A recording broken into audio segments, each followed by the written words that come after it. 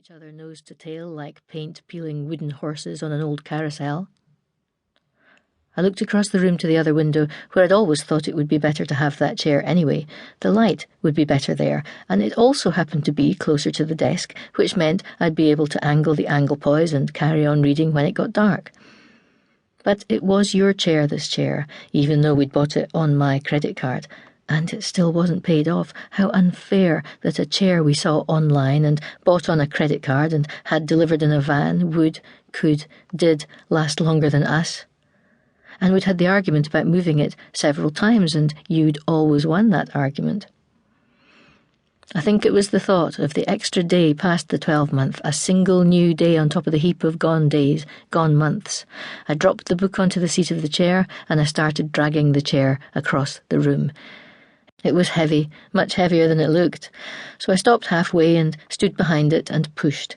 Partly the pushing was difficult too, because one of the rugs caught under it and got dragged across the room, and I had the feeling I was maybe scuffing the floorboards quite badly with one of its legs. Yes, I was. Look, I could see a gouge appearing beneath me as I pushed. But it was my floor. I could do what I liked to it, so I kept pushing, even though the rug was still rucked up under it and all the other rugs in the room had messed up too.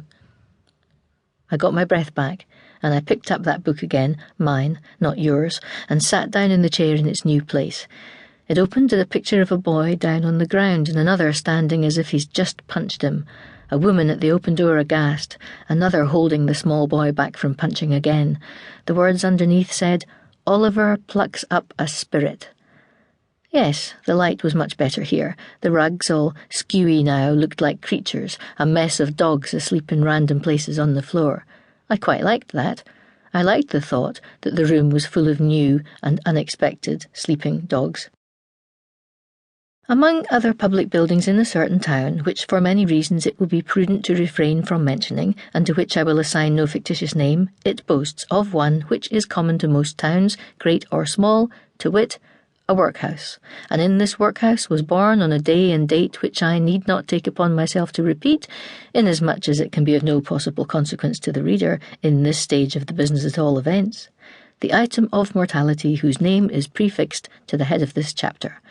For a long time after he was ushered into this world of sorrow and trouble by the parish surgeon, it remained a matter of considerable doubt whether the child would survive to bear any name at all, in which case it is somewhat more than probable that these memoirs would never have appeared, or, if they had, being comprised within a couple of pages, that they would have possessed the inestimable merit of being the most concise and faithful specimen of biography extant in the literature of any age or country.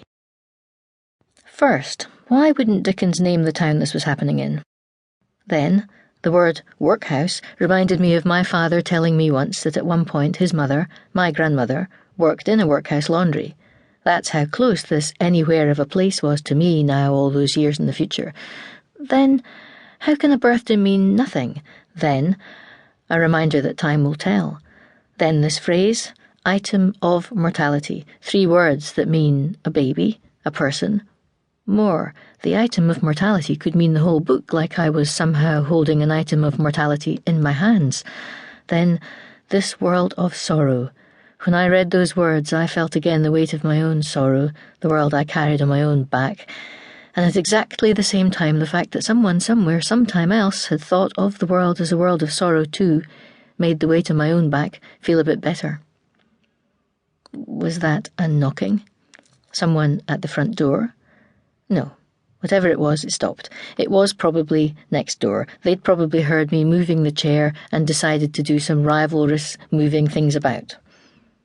I went back to the book. A matter of considerable doubt whether the child would survive to bear any name at all. Now this was interesting. Was being named a proof of survival? Without a name, would something live less long? For instance, be doomed to being only a couple of pages long? And was naming to do with survival? And were both naming and survival also somehow both to do with time? There, I thought. I'm okay. I've moved a really heavy chair, I've changed things, and I've read 16 lines in the novel, and I've thought several things about them, and none of this with you or to do with you. I even read the phrase, item of mortality, and thought of something other than you. Time heals all